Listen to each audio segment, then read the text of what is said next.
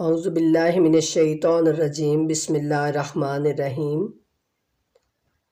السلام علیکم ورحمۃ اللہ وبرکاتہ۔ اچھا جی، آج ہمارا جو سبق ہے وہ سورہ بقرہ آیت نمبر 62 سے ہم آغاز کریں گے۔ ارشاد باری تعالیٰ ہو رہا ہے کہ بسم اللہ الرحمن الرحیم، ان الذین آمنوا والذین ہادوا والنصارى والصابئین من آمن باللہ والیوم الآخر وعمل صالحا فلہم اجرہم عند ربہم ولا خوف علیہم ولا ہم یحزنون۔ اللہ رب العزت ارشاد فرما رہے ہیں کہ بے شک مسلمانوں میں سے، یعنی کوئی مسلمان ہو، یہودیوں یا عیسائیوں اور صابیوں میں سے جو کوئی بھی اللہ تعالیٰ اور قیامت کے دن پر ایمان لائے اور نیک عمل کرے تو ان کا اجر ان کے رب کے پاس ہے۔ انہیں نہ کوئی خوف ہوگا اور نہ ہی وہ غمگین ہوں گے۔ یہ جو آیت کریمہ ہے یہ روایت میں ہے کہ یہ جناب سلیمان فارسی جو تھے نا، آپ سب کو پتہ ہے کہ وہ پہلے جو ہے وہ بہت سارے مذاہب کو طے کرتے ہوئے آئے تھے۔ کچھ دیر وہ جو ہے وہ عیسائی بھی رہے، پھر وہ جو آگ کے پجاری تھے ان کے پاس بھی رہے، اس طرح سے تو ہوتے ہوتے وہ نبی مکرم صلی اللہ علیہ وآلہ وسلم کے پاس آئے تھے دین حق کی تلاش میں، ٹھیک ہے نا۔ بہت سارے ادیان جو ہیں یعنی انہوں نے وہ طے کیے، تو انہوں نے یہ بات پوچھی کہ یا رسول اللہ صلی اللہ علیہ وآلہ وسلم، جو پہلے لوگ تھے یعنی جو آپ سے پہلے اور جناب عیسیٰ علیہ السلام کے بعد جو لوگ تھے، اور وہ جو ہے وہ اپنے یعنی بہترین عمل کرتے رہے، اپنی کتاب کے مطابق، اپنے انبیاء کے فرمان کے مطابق وہ عمل کرتے رہے، تو ان کا جو اجر ہے وہ اللہ تعالیٰ ان کو کس طریقے سے دیں گے۔ آج ہمارے سب کے ذہن میں بھی یہ آتا ہے کہ یہ جو اہل کتاب ہیں ان میں سے کچھ بہت جو ہیں وہ اچھے ہوتے ہیں، ان کا اخلاق بہترین ہوتا ہے، ان کا کردار جو ہے وہ بہترین ہوتا ہے، تو اللہ رب العزت جو ہے وہ نہ جانے ان کے ساتھ کیا کریں گے، کیا رویہ اختیار کریں گے، یہ ہم سب کے ذہن میں بھی آتا ہے نا۔ تو یہی سوال نبی پاک صلی اللہ علیہ وآلہ وسلم سے جناب سلیمان فارسی نے کیا، تو اللہ رب العزت نے پھر یہ آیت کریمہ بھیجی کہ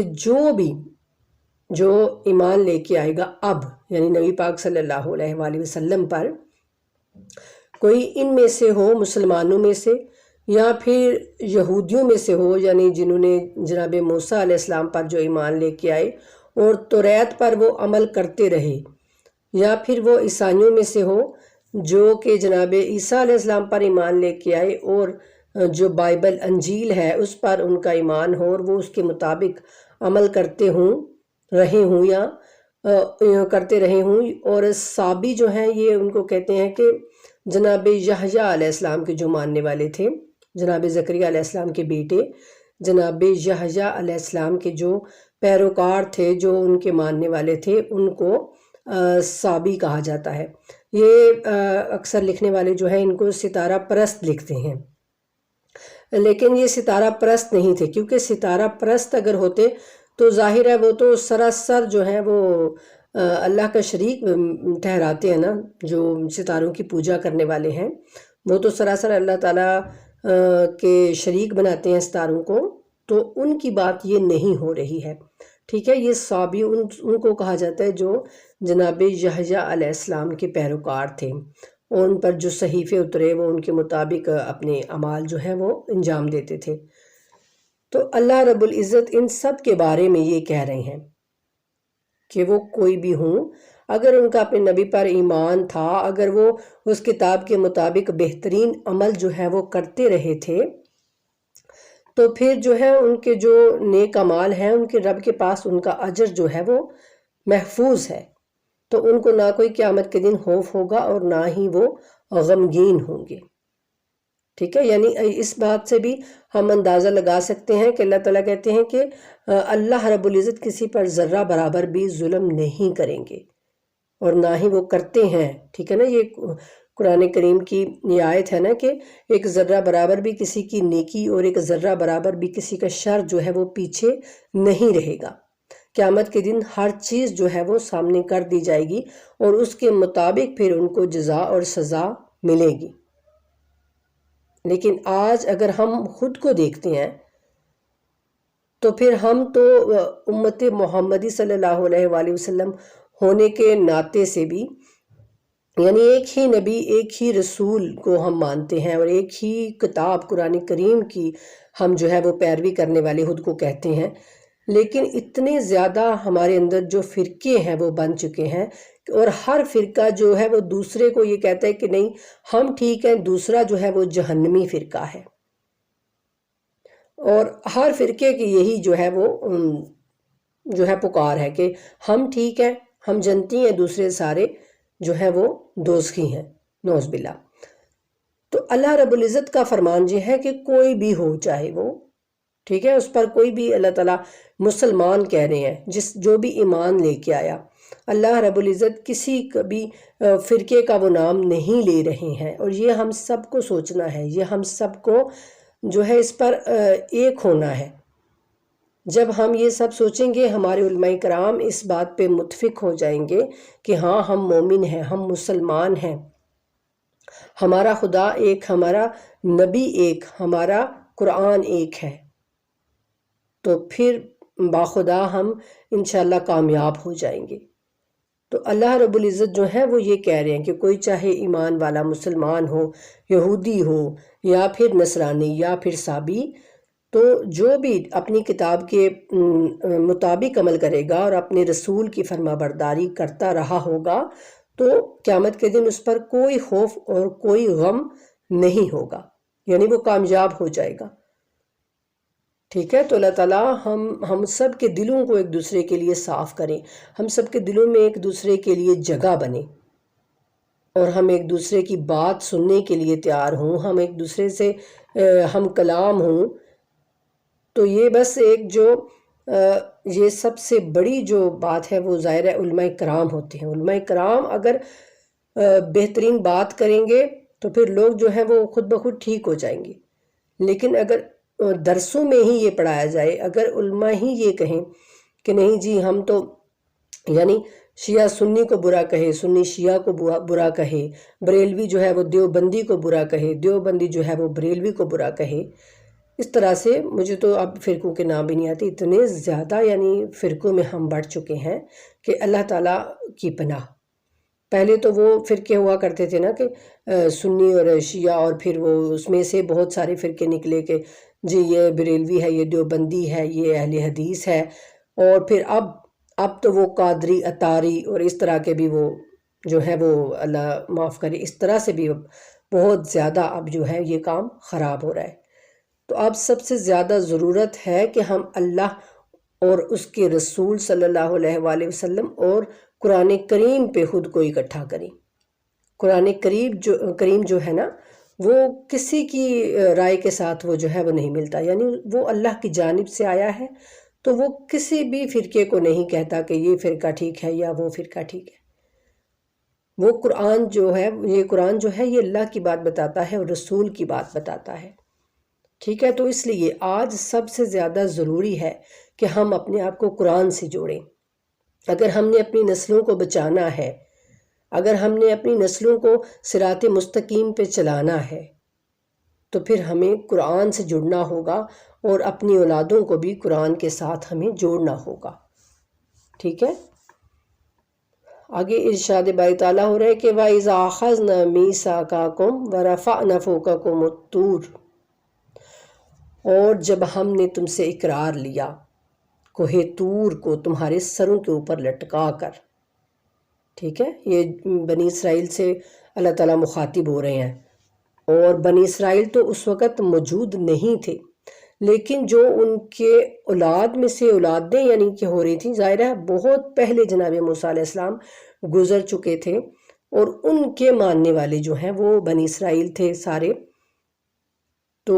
وہ جو ہے وہ بہت پہلے یعنی کہ وہ زمانہ گزر چکا۔ لیکن اب جو نبی پاک صلی اللہ علیہ وآلہ وسلم کے زمانے میں یہودی ہیں، ان کو اللہ تعالیٰ مخاطب کر کر کے کہتے ہیں کہ تم نے ایسا کیا، تم ایسے تھے، تم ہٹ درمی دکھاتے تھے، تم غرور و تکبر کرتے تھے، تم میری نافرمانیاں کرتے تھے، تم انبیاء کو قتل کرتے تھے۔ یہ ساری باتیں اب اللہ رب العزت ان کے کھاتے میں ڈال رہے ہیں۔ جو اس وقت نافرمانیاں کر رہے ہیں اور رسول اللہ کی بات کو نہیں مان رہے ہیں اور توریت میں وہ تحریف کر رہے ہیں، اس وقت کے پھر وہ لوگوں کو، اس وقت کے جو یہودی تھے، ان سے اللہ تعالیٰ مخاطب ہیں کہ جب ہم نے تم سے اقرار لیا طور کو تمہارے سر کے اوپر لٹکا کر، خُذُوا مَا آتَيْنَاكُمْ بِقُوَّةٍ وَاذْكُرُوا مَا فِيهِ لَعَلَّكُمْ تَتَّقُونَ، تو جو ہم نے تم کو دیا ہے اس کو مضبوطی سے پکڑو اور یاد رکھو تاکہ تم پرہیزگار بن جاؤ۔ یہ واقعہ بھی اللہ تعالیٰ ان کو یاد دلا رہے ہیں جب وہ نہیں مانتے تھے، یعنی توریت کے احکامات کو،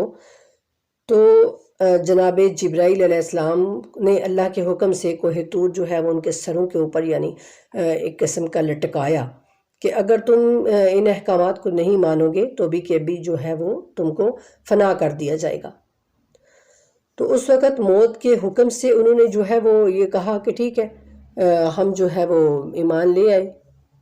ٹھیک ہے، اور ہم نے پختہ وعدہ لیا، یعنی پختہ ہم نے وعدہ کر لیا، لیکن پھر بعد میں وہ مکر گئے۔ تو ان کو یہ بات اللہ تعالیٰ یاد دلا رہے ہیں کہ جب ہم نے تم سے پختہ وعدہ لیا اور تمہارے اوپر طور پہاڑ جو ہے وہ لا کھڑا کیا کہ جو ہم نے تمہیں دیا ہے اسے مضبوطی کے ساتھ پکڑو اور جو کچھ اس میں ہے اسے یاد رکھو۔ اب یہ نہیں کہ بس اپنی کتاب کو پکڑ کے، تو جیسے ہم اب قرآن کریم کو پکڑ کے تو چومتے رہیں اور ہر وقت اس کی بڑی تعظیم کریں، عزت کریں، لیکن جو کچھ اس کے اندر لکھا ہے اس کی ہمیں پرواہ ہی نہ ہو کہ اس کے اندر احکامات کیا ہیں، ہم نے کرنا کیا ہے، ہم نے کس طریقے سے زندگی گزارنی ہے، وہ ساری باتیں ہم بھول جائیں۔ تو اللہ رب العزت ان کو یاد کروا رہے ہیں کہ میں نے تم سے کہا تھا کہ اس کو مضبوطی کے ساتھ پکڑنا اور جو کچھ اس میں ہے اسے یاد رکھو تاکہ تم پرہیزگار بن جاؤ، نیک بن جاؤ، ٹھیک ہے، گناہوں سے بچتے رہو۔ ثم تولیتم من بعد ذالک، تو پھر تم پھر گئے اس کے بعد، ٹھیک ہے، یعنی اللہ رب العزت کہہ رہے ہیں کہ تم نے اس وقت تو حامی بھر لی موت کے خوف سے، لیکن بعد میں تم مکر گئے۔ استغفر اللہ، آج ہم اپنے گریبانوں میں جھانکیں تو ہم نے بھی رسول اللہ صلی اللہ علیہ وآلہ وسلم سے یہ عہد کیا تھا نا، ہمارے بڑوں نے بھی، کہ ہم جو ہے قرآن پر عمل کریں گے، ہم آپ کی سنت کی اتباع کریں گے، لیکن آج ہم کہاں کھڑے ہیں؟ آج ہمیں سب کو خود کو دیکھنا ہے۔ تو اللہ رب العزت ان سے فرما رہے ہیں کہ فالو لفظ اللہ علیکم ورحمتہ لا کنتم من الخاسرین، لیکن تم اس کے بعد پھر گئے، اگر تم پر اللہ کا فضل اور اس کی رحمت نہ ہوتی تو تم نقصان اٹھانے والے ہو جاتے، خسارہ اٹھانے والے ہو جاتے، جس کو کہتے ہیں نا کہ گھاٹا پڑ گیا، وہ ہوتا ہے خسارہ۔ تو اللہ کہتے ہیں کہ یہ اللہ کا فضل اور اس کی رحمت تھی کہ اس نے تم کو بچائے رکھا، اور یہ ہم پہ بھی اللہ کا فضل اور اس کی رحمت اور ہمارے پیارے محبوب اکرم صلی اللہ علیہ وآلہ وسلم کی دعا کی جو ہے وہ بدولت ہے کہ ہم جو ہے وہ جتنے بھی گناہ کر رہے ہیں، جتنے بھی ہم جو آپ یوں دیکھیے کہ قرآن کریم جو ہے وہ ہر نبی کی جو ان کی جو ہوتی تھی امت، اس کے اندر جو خرابیاں ہوتی تھیں ان کا تذکرہ قرآن کریم میں آ رہا ہے، لیکن وہ سارے برائیاں، وہ سارے گناہ آج ہمارے اندر موجود ہیں، لیکن پھر بھی ہم جو ہے وہ ٹھیک ہے، ہمارے اوپر کوئی مصیبت یعنی نہ ہماری شکلیں نعوذ باللہ بدلیں، نہ جو ہے وہ ہم پہ کوئی مصیبت ایسی آئی، نہ زلزلہ، نہ کوئی اس طرح کی ہوا چلی، نہ اس طرح سے ہم پر پتھر برسے، نہ اس طرح سے زمین نے پانی اگلا جس طرح سے نوح علیہ السلام کے زمانے میں ہوا۔ تو وہ کس وجہ سے ہے؟ بے شک وہ اللہ کا فضل ہے اور اس کی رحمت ہے اور پیارے نبی اکرم صلی اللہ علیہ وآلہ وسلم کی دعا ہے، اور کچھ بھی نہیں ہے۔ ہمارے اندر ایسی کوئی فضیلت نہیں ہے کہ اللہ کا عذاب ہم سے ٹل جائے۔ تو خدا را اپنے آپ کو جو ہے وہ ہوش میں لائیے اور شیطان مردود کے ساتھ مقابلہ کیجیے۔ یہ رحمت والے مہینے آ گئے ہیں، رمضان الکریم کی آمد ہے۔ یہ رجب، شعبان اور رمضان، یہ 3 مہینے بہترین مہینے ہیں اپنے آپ کو قرآن اور اللہ سے جوڑنے کے۔ تو اپنے رب سے جڑ جائیے خدا را۔ اللہ رب العزت فرما رہے ہیں وَلَقَدْ عَلِمْتُمُ الَّذِينَ اهْتَدَوْا مِنْكُمْ فِي السَّبْتِ فَقُلْنَا لَهُمْ كُونُوا قِرَادَةً خَاسِئِينَ۔ اور یقیناً تمہیں ان لوگوں کا علم ہے جو تم میں سے ہفتہ کے بارے میں حد سے بڑھ گئے، اور ہم نے انہیں حکم دیا کہ تم ذلیل بندر بن جاؤ۔ استغفر اللہ۔ میں نے ابھی بات کی نا کہ ہم پر یعنی وہ مصیبتیں آئی نہیں، نہ ہماری شکلیں چینج ہوئیں، نہ ہم پر وہ جو ہے وہ عذاب آئی۔ استغفر اللہ۔ اللہ تعالیٰ ہم سب کو معاف کرے۔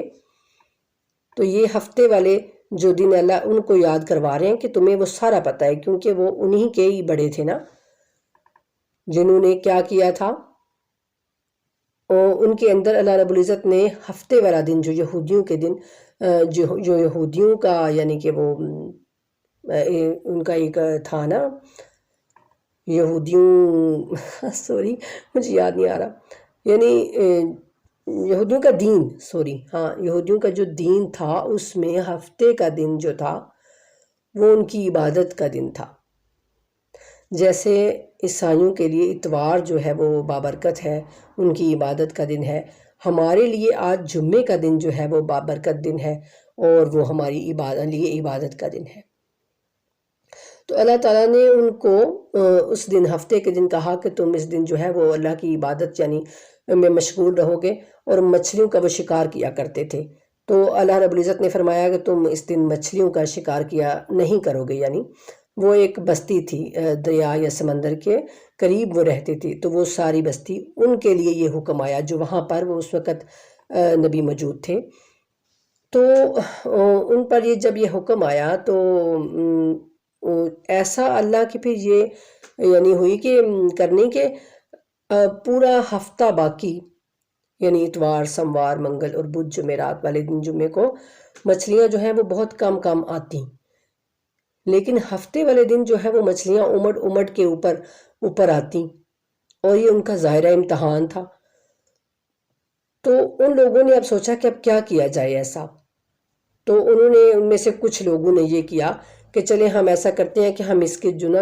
ہفتے والے دن نا صبح اس طرح سے ہم کوئی جال وغیرہ لگا کے آ جایا کریں گے، کوئی ہم یہ اس طرح سے ایک سائڈ پہ یعنی کوئی چیزیں لگا کے تو وہ بنا دیا کریں گے کہ مچھلیاں آ کے تو اس میں پھنس جایا کریں گی،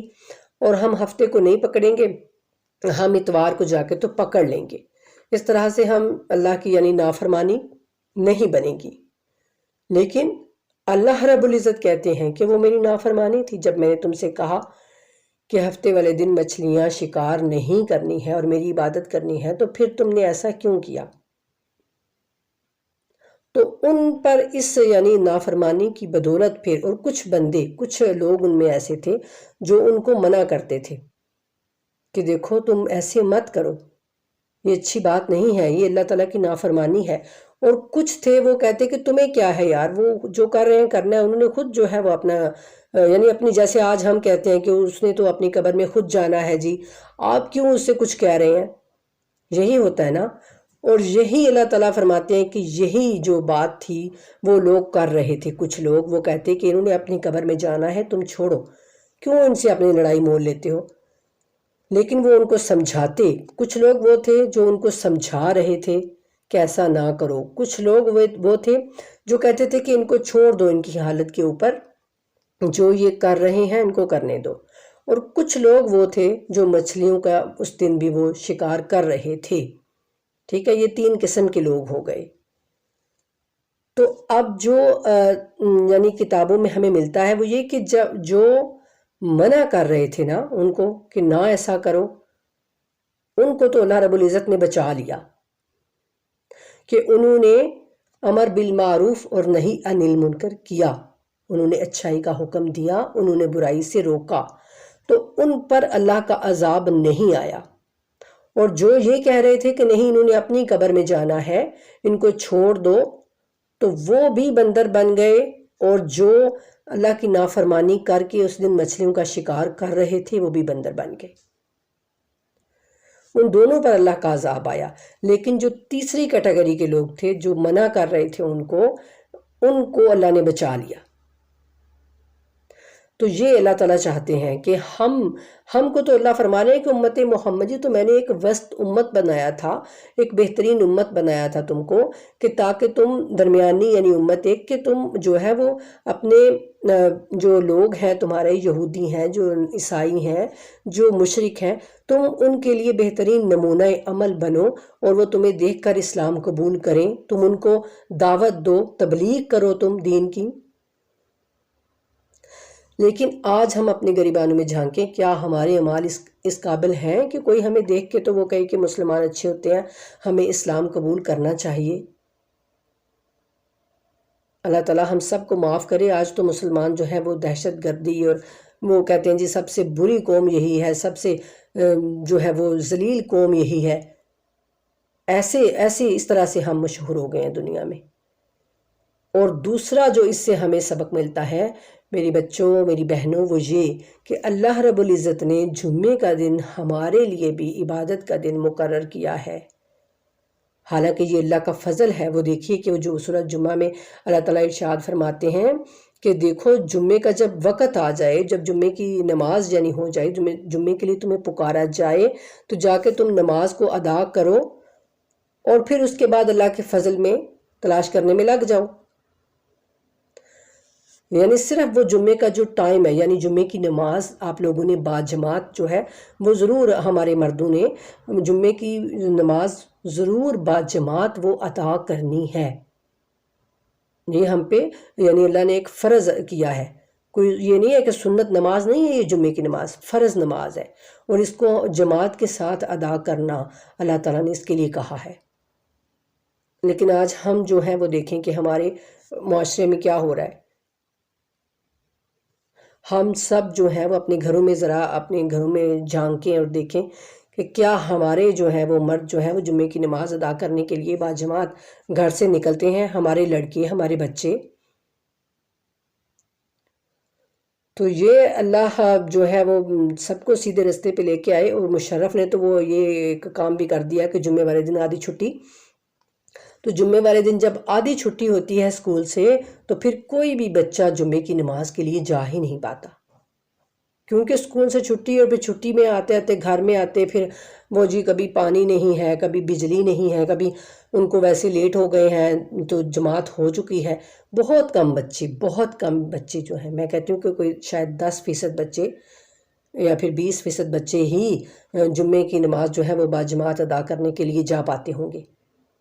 پہلے ٹھیک تھا نا، جمعے رات کی آدھی چھٹی ہوتی تھی، جمعے کی فل چھٹی ہوتی تھی تو آپ اچھے طریقے سے نہاتے دھوتے سب کچھ کرتے اور جمعے کی نماز جو ہے وہ باقاعدگی سے ادا کرتے۔ تو اللہ ہی ہے کہ ہمارے حکمرانوں کو جو ہے وہ توفیق ملے کہ وہ جو ہے وہ اس بات کو سمجھیں اور جمعے والے دن کی پوری چھٹی کریں اور جمعرات کو آدھی کر دیں جیسے پہلے تھا۔ وہ بہترین کام تھا، اور اب جو ہے یہ بالکل بھی اللہ کی نافرمانی والا کام ہو رہا ہے۔ تو اگر ہم بھی اللہ کی وہ نافرمانی کر رہے ہیں جیسا وہ کر رہے تھے، ہم بھی جمعے کی نماز کا اہتمام نہیں کر رہے ہیں، جمعے کے جو بہت سارے اللہ تعالیٰ نے یعنی نبی پاک صلی اللہ علیہ وآلہ وسلم کی سنت مبارکہ سے ہمیں بہت ساری باتیں ملتی ہیں۔ جمعے والے دن آپ صبح فجر کی نماز کے بعد استغفر اللہ ربی و اتوب الیہ کی ایک تسبیح جو ہے وہ نکالیں، ایک تسبیح آپ درود پاک کی، چاہے جو چھوٹے سے چھوٹا بھی درود پاک آپ پڑھیں نا، صلو علیہ و آلہ بھی آپ پڑھ سکتے ہیں، اللہم صلی علی محمد و آل محمد بھی پڑھ سکتے ہیں۔ بہترین درود ہے اور یہ مکمل اور جامع درود ہے۔ جو درود ابراہیمی ہے وہ آگے پھر دعا ہے، یہ درود خود بھی ایک دعا ہے لیکن وہ پھر آگے ایک دعا یعنی لمبی دعا بن جاتی ہے۔ تو آپ درود ابراہیمی پڑھنا چاہیں تو وہ بھی پڑھ سکتے ہیں، درود آپ تاج پڑھنا چاہیں تو وہ بھی پڑھ سکتے ہیں۔ یہ نہ کوئی میری بات کو لے کے جی میں کہہ رہی ہوں کہ یہ بہت جی چھوٹا درود، ایسی بات نہیں ہے۔ ایسی باتیں اور ایسی کیڑے نکالنے میں ہم لوگ ماہر ہیں، ٹھیک ہے نا؟ تو آپ بلا شک آپ درود تاج پڑھیں۔ آپ جو ہے وہ درود تاج جو ہے وہ بہترین ایک جو ہے وہ نبی پاک صلی اللہ علیہ وآلہ وسلم کی مدحت ہے اس میں۔ اگر آپ جو بھی پڑھنا چاہیں پڑھیں، اور ایک تسبیح سورہ اخلاص کی نکالیں، تو کہا جاتا ہے کہ وہ اس شخص کے جو ہے وہ تمام کے تمام گناہوں سے وہ پاک ہو جاتا ہے۔ جمعے والے دن جو سورہ کہف کی تلاوت کرتا ہے، سورہ کہف کی، وہ دجال کے فتنے سے بچا لیا گیا اگلے جمعے تک۔ یعنی کوئی پتہ نہیں ہمیں دجال کب آئے، کوئی پتہ نہیں ہمیں قیامت کب آئے، کوئی پتہ نہیں ابھی آ جائے، ٹھیک ہے۔ تو یعنی یہ بات ہے کہ حدیث میں ہے کہ جو ایک جمعے کو سورہ کہف کی تلاوت کرے گا وہ اگلے جمعے تک دجالی فتنے سے محفوظ رہے گا۔ جمعے والے دن صلاۃ التسبیح جو ہے وہ پڑھنا بہترین ہے۔ اگر آپ 4 فرض نہیں اکٹھے پڑھ سکتے تو بہتر ہے، بلکہ احسن ہے کہ 2 فرض کر کے، تو 2 نفل سنتے 2 کر کے ان کو پڑھا جائے، 2 نفل نیت کر کے تو ان کو ادا کیا جائے، ٹھیک ہے۔ تو یہ سارے کام جمعے والے دن کے ہیں، اور جو سب سے بہترین اللہ رب العزت نے قرآن کریم میں جس کو رکھ دیا ہے وہ بھی یہ ہے کہ آپ اپنے مردوں کو کہیں کہ باجماعت نماز ادا کر کے تو آئیں۔ تو اگر ہم یہ سارا کچھ نہیں کر رہے، ہم یہ سارا اہتمام نہیں کر رہے ہیں، تو پھر ہم میں اور ان میں فرق کیا؟ خود سوچیں۔ پھر ہفتے والے لوگوں میں جو اللہ رب العزت کے عذاب سے جو راندے ہوئے بندر بن گئے، ذلیل بندر بن گئے، ان میں اور ہم میں کیا فرق ہے؟ لیکن اللہ کا کرم اور اس کی رحمت ہے کہ ہم عذاب سے بچے ہوئے ہیں، لیکن قیامت والے دن ہم پھر عذاب سے بچ نہیں سکیں گے اگر ہم یہی روش اختیار کیے رہیں گے، اگر ہم یہی طریقہ اپنائے رہیں گے تو قیامت والے دن ہم بالکل بھی نہیں بچیں گے۔ تو بچنا اور جو صحیح طریقہ اختیار کرنا وہ ہمیں یہیں اس دنیا میں کرنا ہے، ٹھیک ہے، ہمیں یہیں اس دنیا میں خود کو بدلنا ہے۔ قیامت والے دن پھر جو ہے وہ کوئی فائدہ نہیں ہوگا کہ ہمیں ہوش آئے گی، جب یہیں اس دنیا میں ہمیں ہوش آ جائے تو بہترین بات ہے۔ تو اس ایک آیت سے ہمیں 2 قسم کی وہ نصیحتیں جو ہیں وہ ہمارے لیے ملتی ہیں۔ ایک یہ کہ ہم بھی جمعے کا جو ہے وہ خیال کریں، جمعے کی نماز کو باقاعدگی سے ادا کریں، جماعت کے ساتھ ادا کریں، اور دوسرا یہ کہ ہم امر بالمعروف اور نہی عن المنکر کرتے رہیں، ہم دوسروں کو اچھائی کا حکم دیتے رہیں اور ان کو برائی سے منع کرتے رہیں۔ یہ 2 پہلو ہمیں اس ایک آیت سے ملتے ہیں، ٹھیک ہے نا۔ اللہ تعالیٰ نے یہ ہمارے لیے بھیجی تاکہ ہم ان سے سبق حاصل کریں، ہم ان سے نصیحت حاصل کریں۔ اور اللہ تعالیٰ کہتے ہیں قرآن میں کہ عقل مند ہے وہ جو میرے ان آیتوں سے نصیحت حاصل کرتا ہے، جو ان آیتوں میں غور و فکر کرتا ہے، تدبر کرتا ہے۔ تو اللہ رب العزت ہم سب کو عقل والوں میں شامل کریں۔ آگے ارشاد باری تعالیٰ ہو رہا ہے کہ فَجَعَلْنَهَا نَكَالًا لِمَا بَيْنَ يَدَيْهَا وَمَا خَلْفَهَا وَمَوْعِظَةً لِلْمُتَّقِينَ۔ دیکھا نا کہ ہم نے ان کو، یعنی یہ جو بات ہوئی، یہ سارا واقعہ ہوا، ہم نے ان کو موجود اور آنے والوں کے لیے باعث عبرت بنا دیا۔ استغفر اللہ۔ یعنی اللہ رب العزت کہتے ہیں کہ ہم نے جو اس وقت موجود لوگ تھے نا، جو بچ گئے تھے، جو ان کو روک رہے تھے کہ نہ ایسا کرو، یہ اللہ کی نافرمانی ہے، ان لوگوں کے لیے بھی، اور جو ہم سب بعد میں آنے والے ہیں، ہم سب ان کے لیے بھی اللہ کہہ رہے ہیں کہ ہم نے اس واقعے کو باعث عبرت بنایا۔ لیکن آج ہمیں خود اپنے گریبانوں میں جھانک کے دیکھنا ہے، کیا ہم اس سارے معاملات سے ہم عبرت حاصل کر رہے ہیں، یا پھر بس یوں ہی ہم پڑھ کے تو گزر جاتے ہیں، ہمیں کوئی پتہ ہی نہیں چلتا کہ اللہ تعالیٰ ہم سے کیا کہہ رہے ہیں۔ اور اللہ کہتے ہیں کہ وَمَا خَلْفَهَا وَمَوْعِظَةً لِلْمُتَّقِينَ، اور پرہیزگاروں کے لیے جو ہے یہ ایک نصیحت ہے، نصیحت ہے یہ، یعنی وہ اس سے جو پرہیزگار ہوں گے، جو گناہوں سے بچنے والے ہوں گے، وہ اس واقعے سے نصیحت حاصل کریں گے اور وہ برائیوں کو چھوڑ دیں گے۔ تو اللہ رب العزت ہم سب کے لیے جو ہے وہ آسانیاں پیدا کر دیں۔ آگے ارشاد رب العالمین ہو رہا ہے وَإِذْ قَالَ مُوسَىٰ لِقَوْمِهِ إِنَّ اللَّهَ يَأْمُرُكُمْ أَن تَذْبَحُوا بَقَرَةً قَالُوا أَتَتَّخِذُنَا هُزُوًا قَالَ أَعُوذُ بِاللَّهِ أَنْ أَكُونَ مِنَ الْجَاهِلِينَ۔ یہ اب واقعہ شروع ہو رہا ہے جس واقعے کی مناسبت سے اس سورہ کا نام ہے بقرہ، ٹھیک ہے، اسی اب وہ واقعہ سارا شروع ہو رہا ہے۔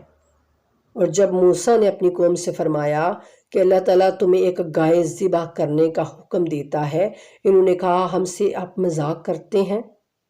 مذاق کرتے ہوئے موسیٰ؟ تو موسیٰ علیہ السلام نے جواب دیا کہ میں جاہلوں میں ہونے سے اللہ کی پناہ چاہتا ہوں۔ یعنی جو بلا وجہ مذاق اڑاتے رہتے ہیں، ایک دوسرے سے مذاق ہنسی کرتے رہتے ہیں عجیب و غریب، تو وہ جاہل ہوتا ہے، ٹھیک ہے۔ ہنسی مذاق بھی ایک حد تک ہونا چاہیے۔ تو یہ جو واقعہ ہے، یہ واقعہ اب ہم پورا یہ انشاءاللہ پڑھیں گے تو ہمیں سمجھ آ جائے گی کہ یہ ایک بنی اسرائیل کی جو ایک قبیلہ تھا، ان میں ایک شخص جو ہے وہ قتل ہو گیا، اور لاش جو ہے انہوں نے اٹھا کے تو دوسرے قبیلے میں رکھ دی۔ تو اب ان میں وہ لڑائی جھگڑا پیدا ہو گیا کہ یہ جو ہے کس نے آخر اس کو قتل کیا، کس نے مارا۔ یہ بڑا عجیب ان میں وہ ایک یعنی بن گیا کہ جو ایسا معاملہ کہ جو حل ہونے کا نام نہیں لے رہا تھا۔ تو جب وہ جناب موسیٰ علیہ السلام کے پاس آئے، اور موسیٰ علیہ السلام نے جب اللہ تعالیٰ سے یہ ساری بات کی، تو اللہ رب العزت نے پھر ان سے فرمایا کہ تم ان سے کہو کہ یہ ایک گائے ذبح کریں۔ تو جب جناب موسیٰ نے کہا تو انہوں نے کہا کہ اے موسیٰ آپ ہم سے مذاق کرتے ہیں، ہم آپ سے یہ کہہ رہے ہیں کہ ہمارا بندہ جو ہے وہ قتل ہو گیا، ہمارا بندہ مارا گیا ہے، اور آپ ہم سے یہ کہہ رہے ہیں کہ ہم گائے کو ذبح کر رہے ہیں۔ یہ کیسا جو ہے وہ ایک عجیب و غریب یعنی سوال ہے۔ بجائے اس کے کہ وہ اس بات کو مان لیتے، وہ کہتے کہ ہاں ٹھیک ہے، اگر ہمارے رب نے یہ کہا ہے تو پھر ہم ایک گائے ذبح کر دیتے ہیں۔ جب رب کہہ رہا ہے کہ ایسا کرو تو پھر یعنی تمہارے اندر سے یہ سارا جو معاملہ ہے یہ حل ہو جائے گا، تو پھر تکرار کیوں کی؟ تو یہ سارا واقعہ ہمیں جب ہم پڑھیں گے تو انشاءاللہ ہمیں سمجھ آئے گی۔ تو آگے کیا کہہ رہے ہیں کہ قَالُوا ادْعُ لَنَا رَبَّكَ يُبَيِّن لَنَا مَا هِيَ قَالَ إِنَّهُ يَقُولُ إِنَّهَا بَقَرَةٌ لَا فَارِضٌ وَلَا بِكْرٌ عَوَانٌ بَيْنَ ذَلِكَ فَافْعَلُوا مَا تُؤْمَرُونَ۔ تو جناب موسیٰ علیہ السلام نے کہا کہ انہوں نے کہا کہ اے موسیٰ اپنے رب سے دعا کیجئے۔ پھر یہ وہی بات کہ اپنے رب سے دعا کیجئے، ٹھیک ہے، یعنی رب ان کو کبھی اپنا لگا ہی نہیں۔ انہوں نے کہا ہے موسیٰ اپنے رب سے دعا کیجئے کہ ہمارے لیے بیان کریں کہ وہ گائے کیسی ہو۔ تو موسیٰ علیہ السلام نے فرمایا کہ اللہ تعالیٰ فرماتے ہیں کہ وہ نہ بالکل بڑھیا ہو اور نہ ہی بالکل بچی، بلکہ درمیانی عمر کی یعنی نوجوان گائے ہو، جو تمہیں حکم دیا گیا ہے اب وہ کر گزرو۔ اب یعنی اللہ تعالیٰ نے ایک دفعہ پہلے ان کو کہا ٹھیک ہے کہ گائے ذبح کرو، تو انہوں نے کہا کہ آپ موسیٰ ہم سے مذاق کر رہے ہیں۔ اب دوبارہ جب انہوں نے کہا کہ اے موسیٰ اپنے رب سے پھر دعا کیجئے کہ وہ گائے کس قسم کی ہو، اب سوالوں پہ سوال اٹھائیں گے وہ، اور اللہ کی بات جو ہے وہ نہیں مانیں گے۔ تو اب دیکھیے کہ اللہ تعالیٰ پھر کس طرح سے ان کو وہ ایک ایک جو ہے یعنی نبی پاک صلی اللہ علیہ وآلہ وسلم کی ایک روایت جو ہے وہ ملتی ہے کہ ان سے یعنی کسی نے پوچھا یا رسول اللہ یعنی اس طرح سے کیوں ہوا کہ گائے یہ سارا واقعہ، تو آپ نے فرمایا کہ انہوں نے اپنے نبی سے بے تکے سوال کیے، اپنے نبی کو انہوں نے یعنی سوالوں پہ سوالوں میں الجھائے رکھا، تو اللہ تعالیٰ بھی ان کے لیے مشکلات کو بڑھاتا گیا۔ اگر وہ ایک ہی گائے کو یعنی جب اللہ نے کہا تھا گائے ذبح کرو، اسی وقت وہ ایک گائے کسی بھی گائے کو ذبح کر دیتے تو اللہ رب العزت اس معاملے کو سلجھا دیتے۔ لیکن جب انہوں نے جناب موسیٰ علیہ السلام پر سوال کر کر کے ان کو پریشان کیا، تو پھر اللہ رب العزت بھی ان کی جو مشکلات ہیں ان میں اضافہ کرتا چلا گیا۔ تو یعنی اس سے یہ پتہ چلتا ہے کہ اپنے نبی اپنے رسول صلی اللہ علیہ وآلہ وسلم کو جو ہے وہ آزمانا یا ان پہ جو ہے بیجا سوال کرنا یا ان کے آگے کوئی بات کرنا، ان کی بات کی تکرار کرنا، تو یہ سارا کچھ جو ہے وہ گناہ ہوتا ہے۔ ٹھیک ہے، رسول اور نبی وہ ہوتا ہے جو اللہ کا یعنی خلیفہ ہوتا ہے، اللہ کا وہ نمائندہ ہوتا ہے، اللہ کا وہ برگزیدہ اور چنا ہوا بندہ ہوتا ہے۔ تو اللہ تعالیٰ نے ان کو تمام دنیا کے لوگوں پر اس وقت فضیلت دی ہوتی ہے، اور پھر ہمارے نبی تو صلی اللہ علیہ وآلہ وسلم تمام جو ہے انبیاء، تمام اولیاء، تمام انبیاء سے بھی یعنی افضل ہیں۔ تو پھر یہ اللہ تعالیٰ ہمیں بتانا چاہتے ہیں، اور بے شک یہ قرآن کریم میں بھی آگے جا کے آئے گا کہ میرے رسول سے آواز بھی اونچی نہ کرنا، ٹھیک ہے۔ تو یہ ساری باتیں جو ہیں یہ ہمیں ہمارے سمجھنے کے لیے ہیں، ایسے ہی نہیں اللہ تعالیٰ نے یہ ساری قصے کہانیاں ہمیں سنائی۔ اللہ تعالیٰ تو بے وجہ کوئی بات کرتے ہی نہیں ہے، اللہ تعالیٰ تو کہتے ہیں کہ میری ہر کام میں، ہر بات میں مصلحت ہے، حکمت ہے۔ تو پھر یہ کیسے ہو سکتا ہے کہ اللہ تعالیٰ نے اتنی لمبی کہانیاں کیسے ہم کو یوں ہی سنا دیے ہوں؟ ان ساری کہانیوں میں، ان قصوں میں ہمارے لیے عبرت ہے، ہمارے لیے نصیحت ہے۔ اگر ہم نصیحت لیں تو اب جب انہوں نے یہ سوال کیا کہ کیسی ہو، تو اب اللہ رب العزت نے فرمایا کہ نہ وہ بوڑھی ہو زیادہ، اور نہ ہی وہ بالکل بچی ہو، بلکہ نوجوان ہو، ٹھیک ہے۔ تو جیسا اللہ کہتے ہیں جیسا تمہیں حکم دیا ہے اب تم کر گزرو۔ تو آگے قالوا ادع لنا ربک یبین لنا ما لونها قال انه یقول انها بقرۃ صفراء فاقع لونها تاسر الناظرین۔ پھر وہ کہنے لگے کہ اپنے رب سے دعا کیجیے،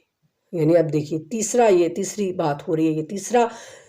یعنی کہ آبجیکشن لگا رہے ہیں وہ۔ پھر وہ کہنے لگے کہ اپنے رب سے دعا کیجیے کہ وہ ہمارے لیے اس کے رنگ کی وضاحت کر دے، ٹھیک ہے۔ پہلے عمر کی وضاحت، اب رنگ کی بھی ان کو وضاحت چاہیے۔ موسیٰ علیہ السلام نے فرمایا، اللہ تعالیٰ فرماتے ہیں کہ اس گائے کا رنگ گہرا زرد ہو جو دیکھنے والوں کو خوش کرتی ہو۔ اب یہ مصیبت آ گئی نا، دو یعنی کہ اب اس کا رنگ گہرا زرد بھی ہو اور وہ دیکھنے والے کو خوشنما بھی لگے، صرف اس کا رنگ یعنی گہرا زرد نہ ہو۔ دو مشکلیں اور پڑ گئی نا، ایک سوال کیا نبی سے تو اللہ نے دو مشکلات میں اور ڈال دیا، ٹھیک ہے، کہ اس کا رنگ گہرا زرد بھی ہو، اور صرف گہرا زرد نہ ہو بلکہ جو دیکھنے والوں کو خوشنما لگے، اچھا لگے۔ تو آج کا ہمارا سبق یہیں تک، انشاءاللہ اگلے درس میں اس سے آگے ہم پڑھیں گے، ٹھیک ہے جی۔ اپنا بہت خیال رکھیے گا، اور ان آیتوں میں، ان باتوں میں غور کیجیے گا، اور ہم سب کو اللہ تعالیٰ اس میں غور کرنے کی اور ان سے نصیحت لینے کی ہمیں اللہ تعالیٰ توفیق عطا فرمائے،